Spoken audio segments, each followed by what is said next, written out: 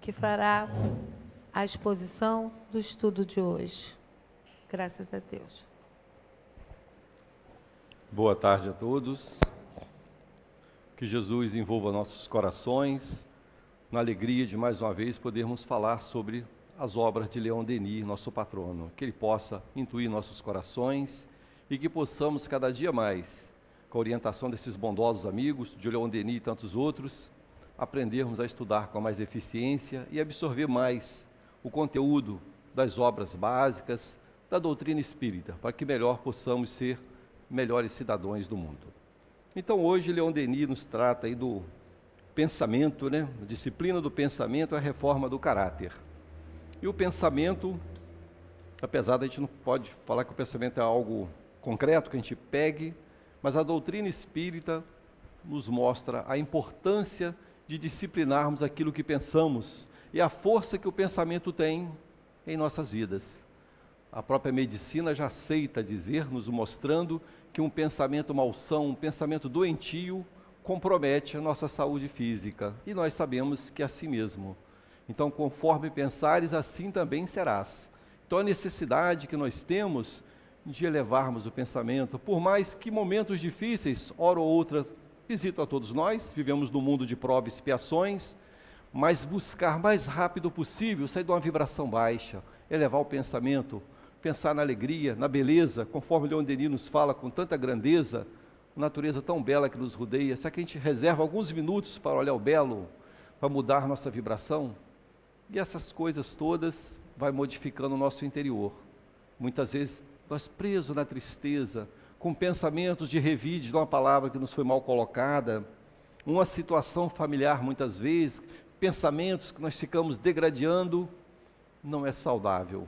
Fisicamente e a nível espiritual muito menos, porque se meus pensamentos se conectam com pensamentos parecidos, dependendo daquilo que eu estou pensando, eu certamente faço de imaginar que a minha companhia espiritual pensa parecido, já que eu estou emitindo essa vibração, e essa vibração vai encontrar os afins, os grupos de afinidades. Então, a necessidade de olhar para frente. O próprio Cristo, nos seus ensinamentos, sempre quando curava, buscava em cada um de nós o quê? Crês que eu posso te curar? Ou seja, buscando algo positivo, que já modifica já a nossa estrutura molecular. Creio, Senhor, que eu posso ficar curado. Creio. Então já parte já uma aceitação para que Ele, um grande médico das almas, pudesse agir sobre nós com propriedade. Então que possamos olhar dessa forma. Então Leon Denis inicia falando: o pensamento é criador, dizíamos. Ele não atua só em torno de nós, influenciando nossos semelhantes para o bem ou para o mal. Atua principalmente em nós. Gera nossas palavras, nossas ações, e com ele construímos a cada dia o edifício grandioso ou miserável de nossa vida, presente e futura. Olha só, a importância do pensamento. E nós observamos realmente, não estamos aqui para julgar ninguém, que primeiro ponto temos que julgar a nós mesmos. Mas conhecemos pessoas, todos nós, que têm pensamentos doentios. Você vê que se fica recluso naquele campo fechado e tem dificuldade de abrir a janela para a vida, de olhar outras coisas. Não é fácil, não estamos aqui para dizer que é fácil. Sai desse processo de depressão, fique feliz. Não é fácil. Cada espírito traz sua história, mas o desafio é buscar essa mudança. Esse é o desafio de cada um de nós. Porque, na certeza que a doutrina espírita nos coloca, que pegou no Evangelho do Cristo e ampliou para nós a visão das vidas progressivas, que nós vamos evoluindo a cada vida crescendo, mostrando para nós o quê? Que seremos plenamente felizes. Se hoje não conseguimos ser ainda, se temos uma enfermidade difícil, muitos que possam estar no processo pela medicina, como se coloca desenganado, nos leitos em condições críticas, mas nós não somos espíritos. E se o Pai, conforme o Cristo nos apresentou, é bondoso e misericordioso, aquele processo das lutas, se for com resignação, o espírito se eleva. Então, muitas vezes, o espírito deixa um corpo abatido, ou quebrado, sofrido, mas enquanto havia vida, que o espírito estava ligado àquele corpo, aquele ser era resignado. Então, ele, ao deixar aquele vestimento carnal, ele se eleva. Porque, digamos assim, de maneira positiva, enfrentou a prova, enfrentou a expiação e se elevou no mundo espiritual. Porque muitos estão, às vezes, no processo de dor, de lutas, mas estão brigando com Deus, né? Criticando, o pensamento está detonando tudo ao redor. Às vezes o acompanhante do hospital, para suportar a presença daquele enfermo, é dificílimo. Certamente conhecemos pessoas assim também, ou já ouvimos falar. Então a necessidade é o quê? De mudar essa vibração. E bem-aventurado é aquele que tem possibilidades, que nem todos temos, de chegar pelo próximo de um desse abatido, de um desse triste, com pensamentos para baixo, e elevar o moral do outro, com a palavra positiva, tentar levar alegria. Bem-aventurado é esse, que cativa o outro e está trabalhando por si também, porque quando melhora o nosso entorno, nós também melhoramos. Porque como eu posso dizer se sou feliz, meu pensamento é muito bom, mas se eu tenho companheiros que andam do meu lado tristes e desanimados, doentes da mente, muitas vezes, focados só na tristeza. E já que o acaso não existe nas leis de Deus, nós encontramos os mais alegres, os mais motivados. Espero que nós aqui tenhamos esse grupo, né, gente? Olhando aqui, eu acho que todo mundo aqui é assim, né? Que possamos, ao encontrar o abatido, poder reerguer o bom ânimo. Que possamos. Porque em algum momento, quando nós estivermos assim também, quer dizer, ficamos por alguns momentos, o socorro vem. O socorro de um colega, o socorro espiritual. E às vezes é tão interessante o pensamento, a onda mental de cada um, que às vezes nós nos surpreendemos.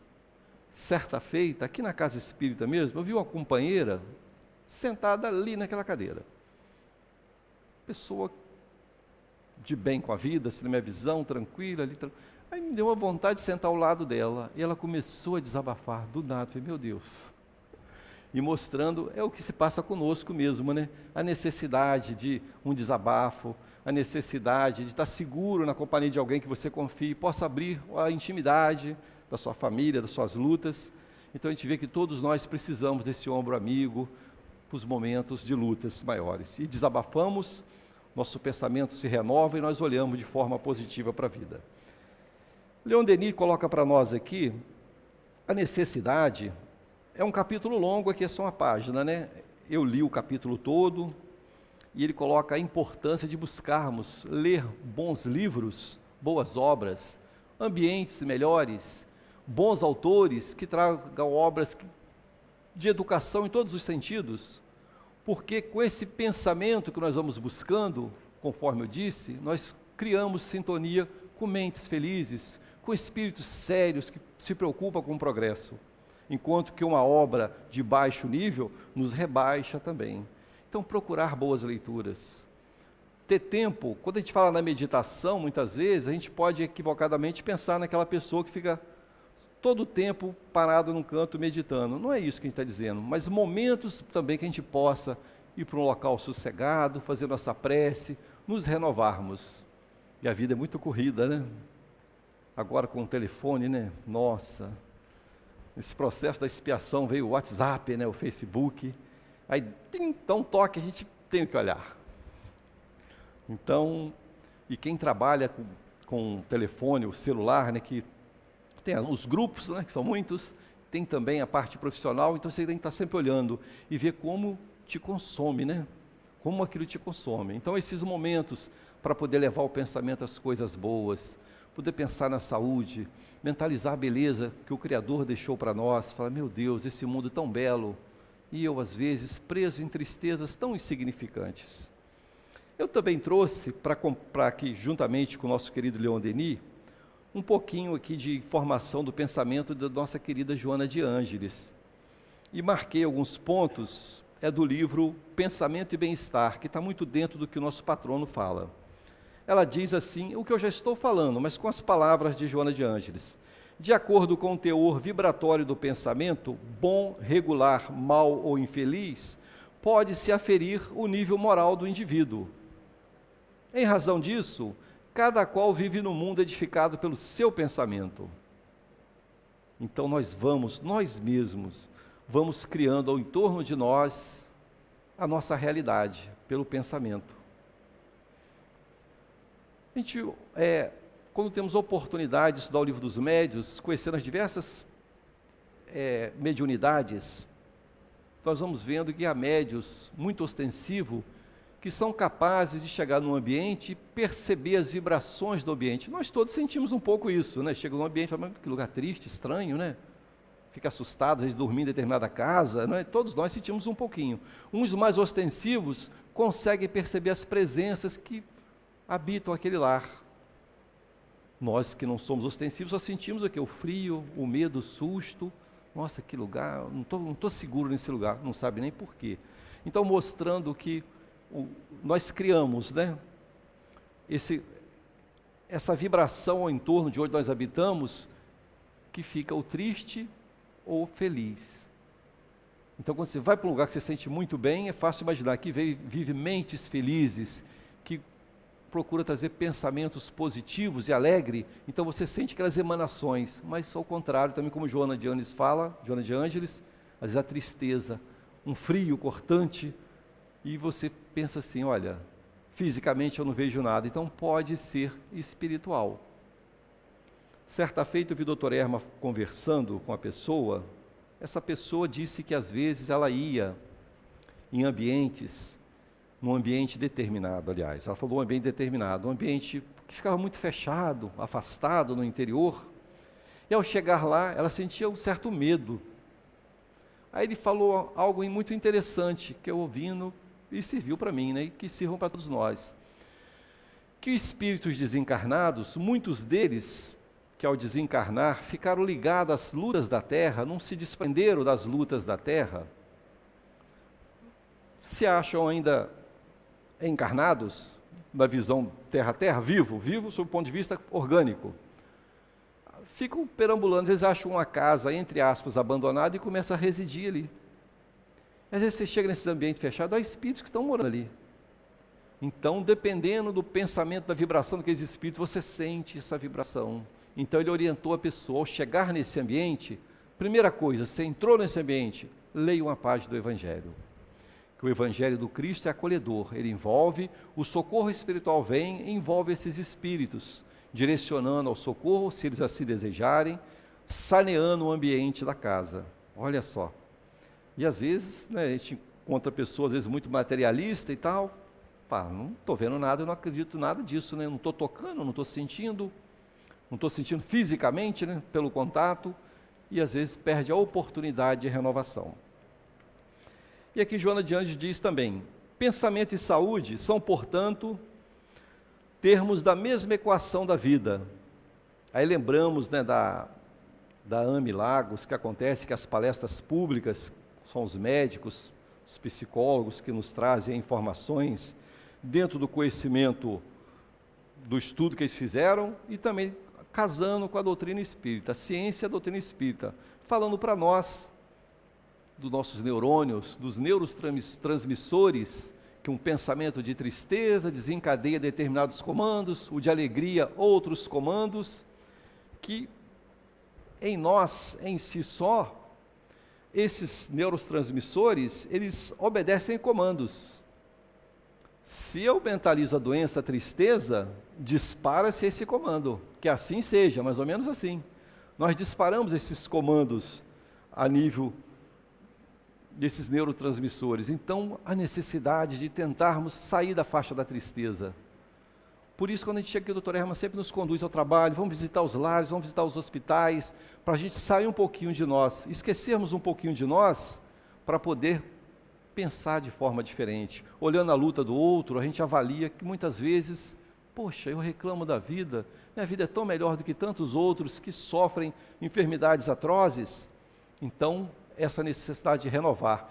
E o pensamento, já que é a sede da alma, né? Onde está escrita a lei de Deus, no livro dos Espíritos? Na consciência de cada um de nós, está escrito as leis de Deus. Mas, porém, Deus, da sua sabedoria, nos criou simples e ignorantes e nos deu possibilidade de nós mesmos fazer escolhas através do livre-arbítrio. Então, nós temos liberdade. E quando caímos em erros constantes, a própria lei, entre aspas, nos pune, até que nós sintamos o desejo de retomar o caminho do bem, retomar um pensamento mais seguro, vermos que todas as ações que eu estou dando ao mundo, elas estão voltando para mim. É uma pista de mão dupla, vai e volta. Se eu não estou gostando do que eu estou recebendo das pessoas que me rodeiam, eu tenho que pensar assim, o que eu estou dando para essas pessoas? Eu sou uma pessoa querida no ambiente que eu frequento? No céu, na obra social, na minha casa, no meu trabalho? Ou sou aquela pessoa que quando chega, fala, ixi, chegou o chato. Então a gente está distribuindo. Então, mas temos que pensar que toda ação, primeiro, parte do pensamento. A gente não age como uma máquina. Primeiro a gente formula o pensamento. Então o pensamento gera sentimento, que vai fatalmente gerar o quê? Um comportamento, né? Então eu penso, sentimento, descarga de esses neurotransmissores jogam no meu organismo, sentimento e meu comportamento. Então se eu tenho um pensamento de qual de nós em algum momento não se desentende, até na casa espírita mesmo, né, Zara? Às vezes acontece, né? A gente se desentende com alguém e fica com aquilo ali uns dias, que a gente não é perfeito, mas a necessidade de dar um dispersivo, né? Falando, opa, tenho que acertar logo, o mais rápido possível. E sabemos que tem pessoas, como nós não somos perfeitos, tem pessoas difíceis. E a providência divina nos possibilita nos encontrarmos. Não é mole não, né? Então, nós que às vezes nos achamos assim, equivocadamente, poxa, eu já conquistei alguma coisa. Aí encontra um desses indivíduos difíceis, que caminha com você alguns meses, você vê, aí você se desgasta, se desentende, fala assim, meu Deus, eu não sou essas coisas todas ainda, né? Sou muito bom para quem me abraça e me dá beijinho, mas quem joga muito duro comigo, eu também fico duro. Então, mostrando para nós que essa disciplina do pensamento, essa necessidade de trabalhar o convívio para melhorar o ambiente é uma luta constante. E no final, nossa prestação de contas será conosco mesmo. Aqui no nosso querido Leon Denis.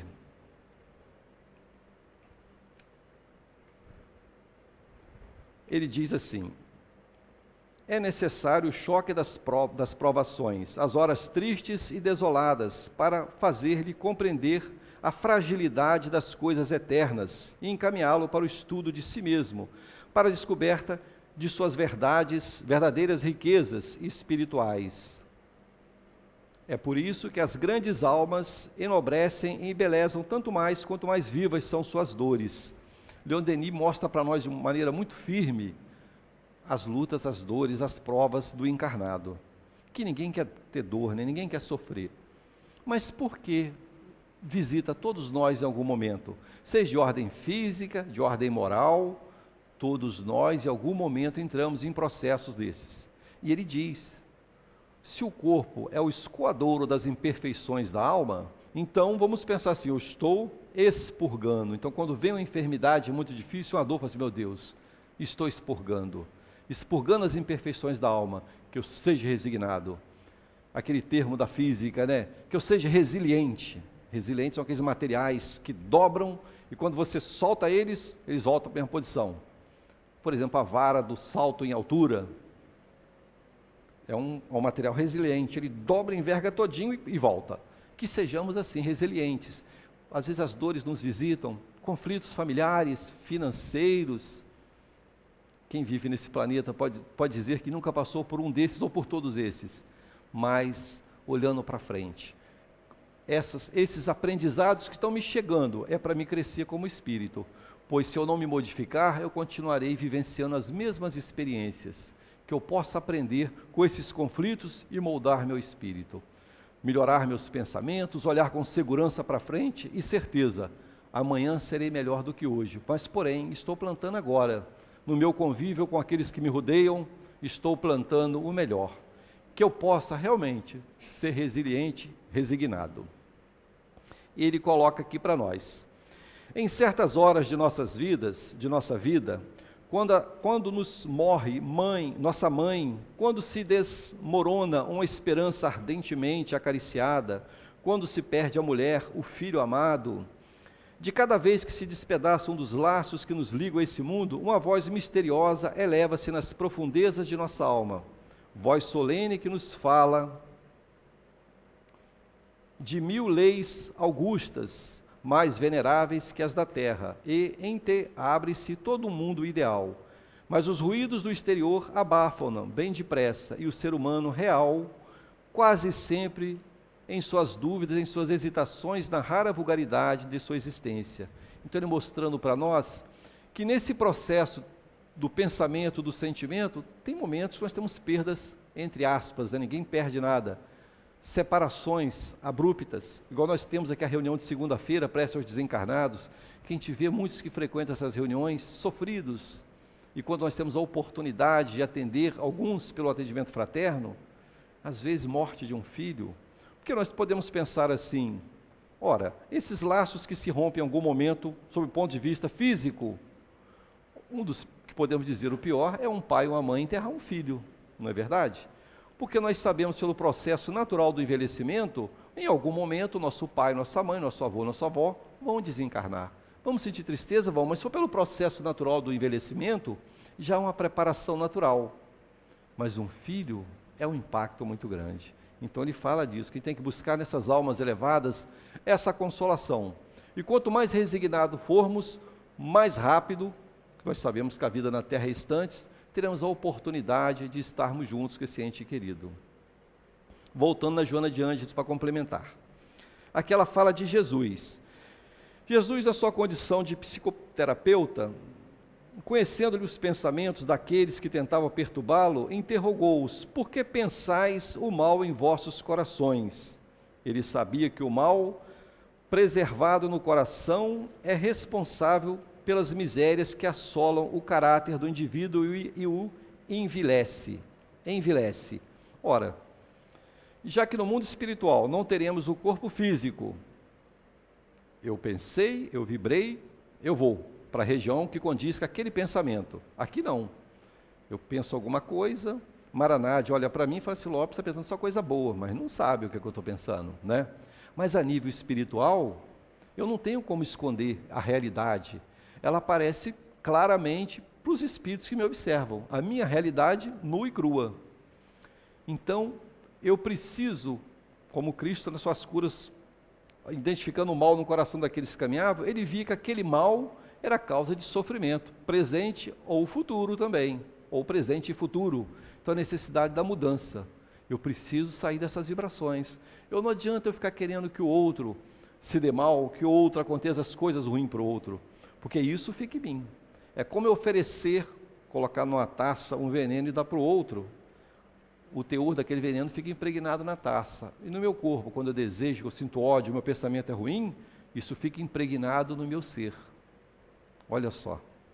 Então eu preciso perdoar, não só pelo outro, mas para mim, principalmente para mim. Porque quando eu sinto o desejo do mal, eu não posso estar feliz. Eu não estou plenamente feliz se eu estou vibrando no mal. Vocês já imaginem, mas vocês não perder a vibração, hein? Um momento de grande descontrole que já passaram, de ficar possessos, alterados, não é horrível? E fácil imaginar para o nosso coração, nossa pressão arterial, que bagunça a gente deve arrumar. A gente fica realmente, e como demoramos, dependendo da situação, a voltar para o ponto de equilíbrio. Aquilo fica, você quer fazer uma prece, às vezes não consegue, vai diluindo aos poucos. Então, o que a doutrina espírita sabiamente nos coloca? Trabalhar de maneira preventiva. Antes, eu já me conheço, eu sei do meu temperamento, eu sei que eu não gosto de ouvir não, eu sei que eu não gosto de certos enfrentamentos, então eu tomo cuidado antes, porque se eu passar de um ponto, fica difícil para acertar depois. Tudo é sabedoria, a gente aprende com a vivência. Erramos hoje, erramos amanhã. Eu falo, não posso continuar dando murro em ponta de prego, eu tenho que aprender alguma coisa. Eu não vou ficar batendo de frente com essa situação. Eu não consigo mudar o outro, eu consigo mudar a mim mesmo. Vi um estudioso falando certa feita, José Carlos de Luca, ele conta uma história longa que eu não vou adentrar, que um homem, só um trechinho da história, certa feita procurou um sábio, e dizendo que tinha grande conflito em sua casa, grandes lutas, era um inferno na sua casa, morava sogro, sogro, todo o grupo familiar, e pediu um conselho ao sábio. Ele falou vários animais, vou falar só 2 para não ficar longo. O sábio disse para ele assim, olha, pegue e coloque uma galinha dentro de sua casa. Eu botar uma galinha dentro de casa? Coloque uma galinha dentro de sua casa. Ele falou, é sábio, ele obedeceu, botou uma galinha dentro de casa. E volte daqui uma semana. Quando ele voltou lá, o sábio perguntou para ele, as coisas melhoraram na sua casa? Pioraram. A galinha faz sujeira, fica cantando dentro de casa, tão pior. Falou, então, coloque agora um porco, deixa a galinha lá e bota um porco dentro de casa. Vou parar no porco, tá aqui, vai longe. Colocou um porco dentro de casa. Voltou antes de completar a semana. Falou, olha, as coisas pioraram muito. Uma bagunça danada, a galinha cantando, o porco fazendo sujeira, está terrível. Aí ele fala, então vai lá e retire. Ele botou mais animais, mas vamos finalizar aí. Retire os 2 e volte aqui para me dizer como é que está. Depois de uma semana ele voltou. Olha, está tudo maravilhoso lá em casa agora. Mas o que mudou? A sua sogra mudou, a sua sogra mudou? Não, mas as coisas estão ótimas. Então, muitas vezes, sob o pensamento e a ação, quando a gente acha que as coisas estão muito ruins, não sei se já aconteceu isso com vocês, aí acontece um outro fato pior ainda. Aquele que a gente achava que era o fim do mundo, fica insignificante. Vocês já notaram isso? Fala, aquele mal não era tão mal assim, esse agora é que é difícil. Então, às vezes, tudo é uma questão de foco e de pensamento. A gente fica tão voltado nas dores e no sofrimento, que acha que coisas do convívio é muito grande. Então, precisamos olhar de maneira positiva a vida. E aqui Joana de Ângeles continua dizendo para nós: não se permita as fixações mentais infelizes que prosseguem, mesmo após o abandono do carro orgânico pela morte física. Cada qual desperta no além com as reflexões que lhe exornaram a marcha, com as ideias que mantiveram durante a existência. Isso está muito firme no livro Céu e Inferno. Então nós, ao retornar ao mundo espiritual, com o que andamos pensando e fazendo, ao chegarmos lá, que fatalmente vamos chegar, né? Ninguém pensa aqui que vai ficar encarnado eternamente, né? Vamos chegar, mais cedo ou mais tarde. Encontraremos com a nossa própria consciência, justiceira diante de nós. Prestaremos conta da nossa consciência. Então essas fixações mentais, aquilo que não foi bom aqui no mundo da Terra, no mundo de encarnado, lá aparecerão diante de nós. E os Espíritos colocam para nós que coisas que nós julgávamos insignificantes aparecem na nossa visão. Às vezes aquela pessoa que teve a oportunidade de ser útil, às vezes um pensamento que a gente falou assim, olha, eu estou detonando fulano de tal, mas é só o pensamento, eu não estou fazendo nada. Mas pensamento é uma ação que os Espíritos falam que ele toma uma direção. Eu lanço um pensamento para alguém. Claro, se esse alguém estiver equilibrado, esse pensamento de dor, de sofrimento, não atingirá fortemente. Mas eu causei o escândalo. Não teve ação concreta, física, mas eu desejei. Isso já é um sinal de imperfeição do espírito. E eu, para ser feliz, eu tenho que despojar das imperfeições. Então, um pensamento malsão é causa de sofrimento para o espírito encarnado. Enquanto eu não for me libertando disso, eu não consigo dar esse salto quântico de sair da condição de espírito de prova e expiações para o espírito regenerador. Eu ainda nutro um pensamento. Então isso é como Cristo quando falou para nós assim, esforçai-vos por passar pela porta estreita, porque larga é a porta da perdição, e tudo o que ela conduz. O que é essa porta estreita? Eu preciso de tirar tudo que está me inchando, é orgulho, é paixões que eu já tenho que ver, que eu tenho que controlar, paixões que eu sei que não é bom para mim, e não é bom para outras vezes, porque senão como é que eu vou passar nessa porta estreita? Essa porta estreita eu posso de maneira figurada ver assim, é a condição de ir para um mundo melhor, é uma porta estreita. Se eu chegar lá muito inchado de defeitos, de imperfeições da alma, eu não transpassarei para o lado seguinte. Então que possamos já começarmos a trabalhar nosso pensamento, vibrar coisas melhores, e sempre quando vier aquelas perturbações, falar assim, meu Deus, eu tenho meus pensamentos, eu sou um espírito, mas também outros que chegam a mim, muitas vezes apresentando suas próprias dores, e eu, muitas vezes, não identifico sendo uma ação externa, e brigo com a minha esposa, brigo com o meu marido, crio um tumulto na minha casa. Por isso que o convite sempre, vamos estudar, vamos conhecer a ação dos espíritos, para que nós possamos, diante do impulso que vem do nada, nós não causemos escândalo. Uma palavra, vocês já viram? Uma palavra, né? Está tudo calminho, uma palavra, pum, pega fogo no paiol. Fala, meu Deus, uma palavra. Mas como isso surgiu? Então é fácil imaginar, né? Nós somos influenciados e influenciamos, então às vezes uma situação te cria, desorganiza o ambiente e para acertar depois é trabalhoso.